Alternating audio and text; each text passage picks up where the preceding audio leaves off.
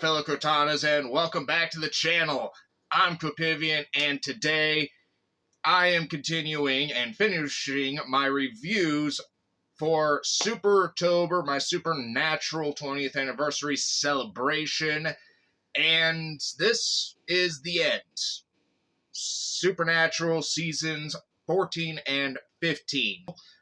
Without further ado, let's get into this review. So, season 14 was a difficult season mainly for Sam, especially on the start of it, but even throughout the season, it would be a tough season for him. Of course, it would end up being hard for both brothers Winchester. A stranger in a strange land, Michael, Apocalypse World Michael, has possessed Dean and is now trying to basically take over our version of the world. He's trying to basically pull an Eve, essentially, and gather all the monsters together and trying to take over the world in his own way. And Sam, of course, has to try and figure out a way to help Dean and to stop Michael. Well, that's easier said than done, because first, you gotta be able to figure out how to lock down a being that's able to literally teleport all over the world and even throughout the universe, essentially, at the blink of an eye, maybe even faster than a blink of an eye. And you gotta figure out how you're going to stop Michael without possibly killing Dean. If that's even possible, of course. Well, when you don't have your ace in the hole, the Nephilim Jack, it gets a little harder. But it gets even harder when the vessel of Lucifer, Nick, played by Mark Pellegrino once again, basically is trying to come back to being human, but is clearly still under the influence. A piece of Lucifer is still within Nick. Cass is still trying to figure out how to help Jack while simultaneously trying to help Sam. And it's just a monkey butt ugly beginning to the season, because just when you think that it's going to be pretty much all about Michael for the most part, and how they're going to, come to an end with Michael, Apocalypse World Michael anyway. I still think it would have been cool to see Apocalypse World Michael and our version of Michael go head-to-head or even team up. Either way, it would have been an interesting little storyline within Supernatural. In the turn of finally coming to find Dean, or Michael, actually, they do find a way to be able to help Dean kick Michael out. Pretty much through similar ways that Sam had kicked out Gadriel back in season 9. After Michael and Dean face off again, after the initial time that the two get rid of each other, at first, they do find the spear, which is held by Darkaya, and it is said to be the one thing that could kill Michael. Well, doesn't exactly go to plan, as Michael grabs the spear out of Dean's hands, cracks the bone in half, and then possesses Dean again. At this point, you're wondering if it's even possible to help Dean. Well, he goes on a little bit of a quest to build what is called a Malik box, essentially a prison cell for him and Michael to be in after he was able to lock Michael up in his head. I'll be honest, this didn't really feel that dire for Dean. I mean, yeah, you're possessed by something that's probably stronger than what the Mark of Cain was, but to see the effects of what the Mark of Cain did to Dean, and then, of course, the situation with Amara and him not being able to harm Amara, this was a different situation, because if he got the chance to, he could have killed Michael himself, and it would have been done right then and there. But of course, that's not the way it works out in the end. So, of course, Sam and Dean have their 1 year spat about, giving up and not giving up and, believing in each other and everything else. 1 year it had to happen. Kind of got a little old when it started to happen pretty much every single season, but at the same time, you understand when it happens that things are at their most dire point for the brothers, and this point really was dire for Dean because it was at a point where he truly had given up all hope and all belief in Sam and the other hunters who had come from Apocalypse World, who Sam was the leader of at this point, and trying to also find Dean, aka Michael. It was such an interesting early push and pull for the brothers because you're wondering if they do find Dekiel, what are they going to do? To finally see it come to an end with Jack basically absorbing the power after they are in a fight with a big-time demigod in the episode Ouroboros.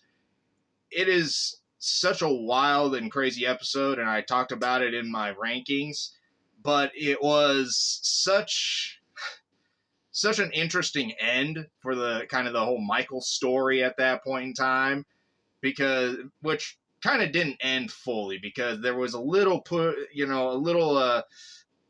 fight for Jack ahead, because at this point Jack really doesn't have a soul and nobody knows what's going to happen with all of this power that Jack has now consumed, be it all of Michael's grace essentially and pretty much Michael himself.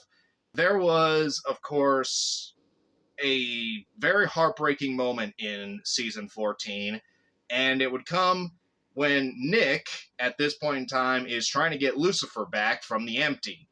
We are introduced to the Empty in this season, and it is a very interesting entity. One of the most interesting and mysterious entities of Supernatural, without a doubt. In terms of everything that's going on with Lucifer, Nick, and Jack not wanting Nick to get Lucifer, and Sam and Dean trying to stop Nick as well, it breaks down to the point where Jack ends up very badly ending Nick, and Lucifer watches on from the goo of the Empty, essentially, and it is one of the most awe-striking moments because you're like, holy crap, how much power does this character possess? We hadn't really seen much of Jack's power at this point. We got a taste of it, but this was really kind of like, oh boy, how are they going to deal with this? And Sam, of course, still thinks of him as family, essentially, Dean, especially after what would happen. At the end, Jack screams, "Get away," and then we hear Mary as the screen is black. Next episode is a really hard episode as Jack's teleporting all over the place and would end up revealing that Mary is no longer there, and he's been trying to figure out how to get Mary back. Unfortunately, that's not possible, and the season finale, Jack is pretty much looked at as the full enemy by Dean. And Dean at this point wants Jack dead. He wants revenge for Mary's second, third, fourth, 5,000th death. Who knows at this point.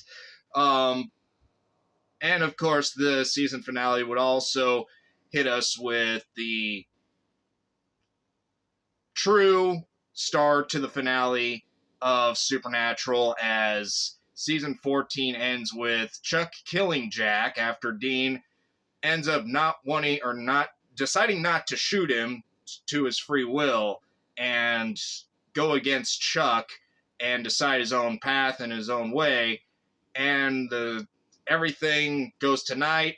Zombies, ghouls, ghosts, goblins, everything in between comes back from hell, and it is looking to be one of the biggest ends to one of the best shows of all time. Season 15. They have to keep keep ghosts from breaking out of this town. Jack is dead at this point and is now in the Empty.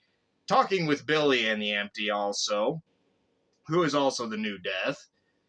And to boot on all of this, you got Chuck making plans to eliminate literally every universe, every world that he's ever made. And onto that, the Eliminator, I believe it was called, still one of the worst names for a gun, but hey, whatever.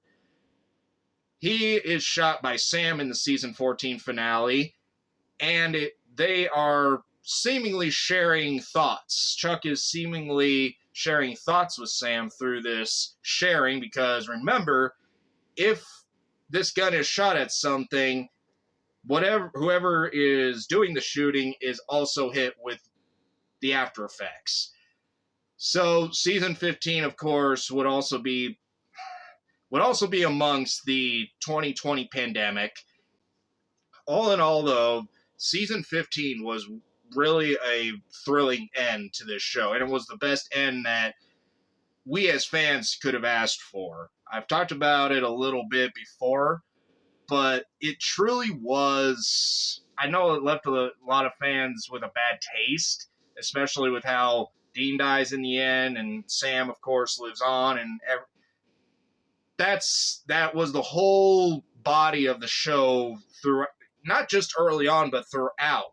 Dean always saw himself dying on a hunt and not living to old age. Sam wanted to live a normal apple pie life. How they beat Chuck is one of the coolest ways to do it. They end up taking his power away and making him the one thing gods hate more and fear more than anything in the universe: mortality. These 2 seasons marking the end of this amazing and epic show, it was the 2 best seasons that could have been the end for a show like this. The reemergence of Michael, who is also Adam, Dean and Sam's younger half-brother. Lucifer comes back. A new Death is born and then killed again by Lucifer. Castiel gives one of the most emotional goodbyes to Dean. And then at the end of it, they are literally left on the planet. It's the last world left, and Chuck wants to play with his favorite playthings, as he calls them, Sam and Dean, and of course Jack, which is kind of surprising because you would think that with Jack still being there, that Chuck would have been a little bit wary of letting him live.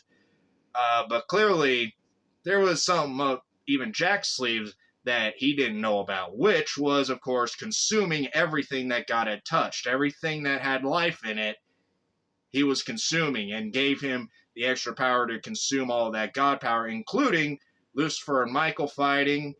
It was heartbreaking, and it's an emotional season, but it's such a great season. And that series finale to this whole show was an amazing series finale.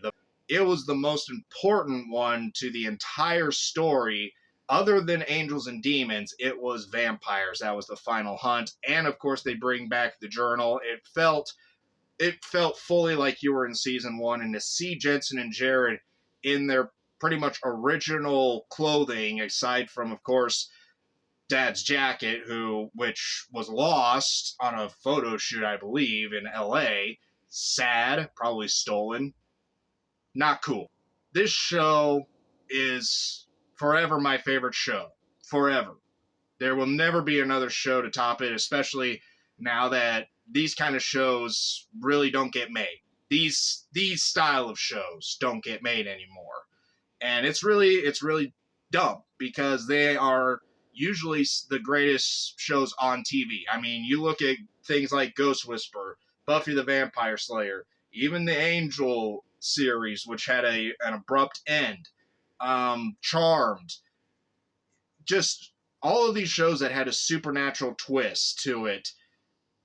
They're so interesting and so cool to watch and get to know the characters. But Supernatural, to me, will always be the one true best out of them all. So I'm going to end this review right here. I thank you all so much for watching. If you like this video, summon up a thumb and hit that like button. If you want to subscribe, it'd be really cool of you.